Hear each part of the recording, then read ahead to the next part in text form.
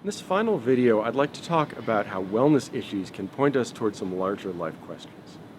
Now, we've already seen that there can be times when there's some fairly straightforward step we might take, a way of approaching success more in the slow and steady path, and that step, even though it seems actually pretty likely to succeed, it feels scary to us. It's something we're really reluctant to do. We discover at those times that we've got this kind of white-knuckle grip on these goals and objectives, these achievements we feel like we really need. We've got these unhealthy inner attachments. Now, where do those things come from? I think it's pretty clear that there are major forces at work in our culture that tell big segments of the population that identity and value as a person come from professional achievement.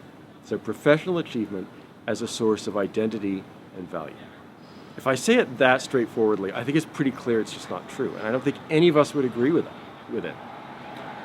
The interesting thing, though, is that it seems that it's gotten inside of us. It's gotten inside our heads, and to an extent, it may actually be controlling us, controlling our emotions, controlling our choices. I've got a couple of imaginary scenarios which I think may help kind of sharpen this for us, both how it's really not true, but also how it may really be kind of inside of us, in our heads. Now, one of the things that for me most clearly showed that this way of associating value with achievement just wasn't true was when my first child was born. So I remember holding her in the hospital when she'd just been born, and how clear it was that there was nothing she needed to do in order to be deeply valuable and thoroughly worthy of being loved. Now, that may be an image that's a little hard for you to connect with, so let's try something else. Let's think about, so picture somebody you love and respect, somebody you really admire. It might be a sibling, it might be one of your best friends. Now, suppose that at some point in adulthood, they step off of the career path for a few years. Maybe they're going to be parents full-time for a few years. Maybe there's a parent or a grandparent who needs care because of sickness or age, and they're going to do that for a couple of years. We could go even further. Suppose that there's sickness or disability in their own life, maybe an accident, and they become unable to pursue those things professionally that they'd formerly been pursuing. Now, with that person that we love and admire, I think it's pretty clear to us, do these events affect their fundamental identity? Does it affect their value as people? Absolutely not. But now let's turn it around and suppose that we're the person stepping off the path. Suppose we're being a caregiver for an old person for a few years, somebody in the family. Suppose we're the person who's become permanently disabled. Now, if we really stop and imagine this, try and put ourselves in that shoe, I think we'll find, a lot of us, that we do say, yeah, even though I don't believe it should affect identity or value, in reality, that would make me ask some questions. Okay, who am I now? What does it mean to be me in this season of my life? Can I still embrace a sense of myself as having value in a way that I'd want to be able to do, maybe in a way that I had before? So I've suggested that there are some things we can do about this that can be helpful. So, for example, if we just take that scary step anyway, it helps those things kind of release their grip on us. It gives us a little bit of freedom. And I think that's absolutely true. I think it's valuable, but I don't think it's going nearly far enough. So if we think about the times in life when those things really want to get a hold of us, or when there's kind of a high-stakes decision, this tension among competing goods is a really strong, powerful, even potentially dangerous tension. At those times, I don't think it's good enough to say, no, I don't believe that stuff. I think we need positive answers that we can embrace to some big life questions. Things like, what is my identity and where does it come from?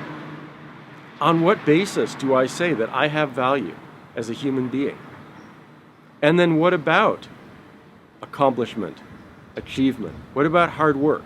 Is there a picture for those things that has to do with calling or responsibility or something else that isn't identity and value, but a way that they fit in with identity and value as part of a larger picture? We might even ask a question like, what about a failure that's much more significant than a professional failure? What about a moral failure? What about those times when we've really hurt people in ways that can't be undone? In light of those things, how do we live with ourselves and move forward? Those are the kinds of questions that we really need to grapple with, and wellness videos, good tips, scientific studies, life hacks, we need more than that. And that's why I'm shooting this video here in front of a church, in front of my church, actually, the church where my family and I are members. Not to say that churches are the necessary or only places to find these answers, but as representatives of a kind of place to find this answer, a kind of place that's not a physics classroom, that's not, say, a psych lab or something like that. Where would we go for answers? Well, some people like me have gone to fairly traditional understandings of religion. Some people have gone to kind of newer manifestations of a religious impulse, things like mindfulness meditation. Some people find philosophy to offer rich and valuable insights. And in fact, I would say that all of those things have really valuable things to offer. But one thing they have in common is that there's no objective path that leads everybody to that destination. These are things that everybody has to work through for themselves. And even if you land in a place and you end up saying, okay, I'm signing on with something that a lot of other people have signed on with, there's still a need to really own it for yourself. You've got to work it inside of you and work through it internally so that it's just as deeply established, even more deeply established than those wrong answers that you don't even believe and yet have gotten inside. So in the rest of this video, I'd like to share just a couple of stories from my own life, little snapshots, to illustrate two things. One is, what are some times when I've been really pushed on these issues of identity, value? What is the place of achievement and professional success in a whole life picture? But also to talk some about failure. Early on in the Healthy Balance statement, I was talking about how failure is often really a part of that journey to success. And it's easy to say that for small things like a bad grade in a class or a semester that didn't go so well. But I think a lot of us have the sense that if we have a really significant failure, a big failure, that could really derail us. That could prevent us from getting where we want to go. And my experience, the experience of a lot of people, have been that that's really not the case. So I'd like to talk about some of those failures and obstacles. So one thing is, back when I was in college, I've already talked plenty about what a mess I was in as a student. Now, this had a serious impact on my GPA. I can tell you, I got a lot of C's. I got plenty of C's. And that itself had some impacts. I mentioned in the video on sleep how in my first job I wasn't able on my work nights to get 8 hours as a stretch. You might have figured out that wasn't a really high status job I had. What was I doing? I was working the graveyard shift at a psychiatric program.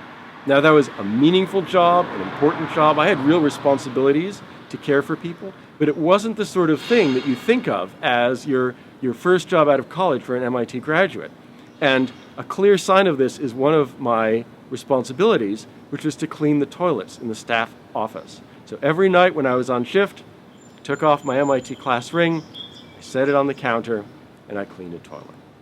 Now, for somebody who had been on kind of the high achievement path all my life, that was an experience that kind of pressed some of those questions about value and identity for me. Now let's fast forward a couple of years, quite a few years. Despite that kind of inauspicious beginning, I've managed to get a PhD from Columbia University.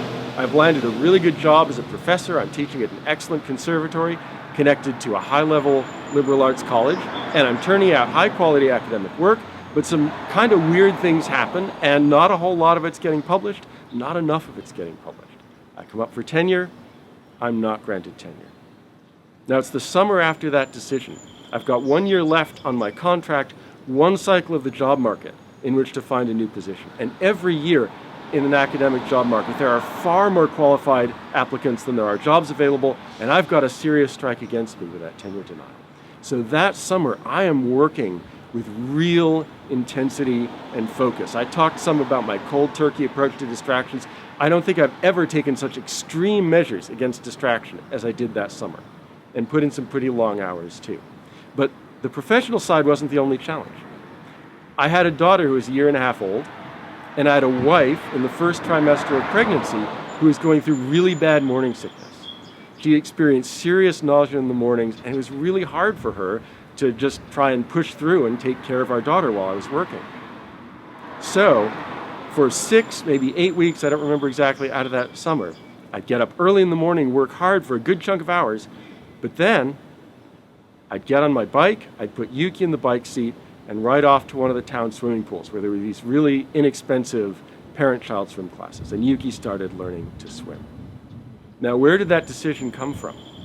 It came out of a lot of really long conversations with my wife, long walks, talking, working things through, conversations that were deeply grounded in what we believe about those big questions in life. Also being really pragmatic and saying we want to come up with decisions and paths that we can live with. We knew there could be really negative outcomes on a lot of different sides. The negative outcomes if I really minimized my time with family. The negative outcomes if I end up unemployed. What are the decisions going to make that no matter what the outcomes, we can live with? Now, as it happened, we didn't have to deal with those really negative outcomes. I got hired at a really prominent research university, Carnegie Mellon University, where I'm a professor now. I've published a lot since then. I recently completed a book which is coming out with a major academic press in a very well-respected series. So I have nothing to complain about at this point in my life about the level of career success I've had. It's really pretty good. These obstacles didn't stand in my path. I mean, these obstacles that I encounter did not permanently derail me. Those choices I made to really take care of my wife, to invest in my daughter, those didn't prevent me from getting where I wanted to go. They might have. That wouldn't mean that they were wrong decisions. But as it happened, they didn't, and I'm grateful for that. And not only that it took care of my wife, invested in my daughter, it fed me too. I have to say, those memories of taking Yuki to those swim classes are some of the most treasured memories of my life. So I started off sharing these stories, saying that they illustrated two things about times when I've really had to wrestle with these hard questions, these big questions of life, and times of significant failure or adversity. And those things are not kind of coincidentally two themes that run through these stories. They're really linked. And the reason for that is that there's nothing like failure and adversity to push us to consider these questions. Failure and adversity are some of the best teachers we can find. That in that intense crucible where the stakes are high, not only do we decide, okay, what do we believe in an intellectual sense, but what are we going to trust? What ways of thinking about life are we going to trust with the big decisions? They could have a lot of different outcomes, and some of them are really not outcomes that we want.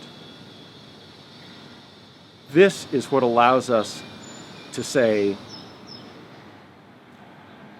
I've arrived at something that I can really trust. This is something more than that lets me say, I'm a person that other people can trust, even I'm a person that I can trust. So if you're somebody who has found, these ideas about career success being a major source of identity and value, if you're somebody who says, those things have worked their way inside of me, and I want to do something about that, I hope that you really grapple with these big questions of life, and I hope that you find really satisfying answers.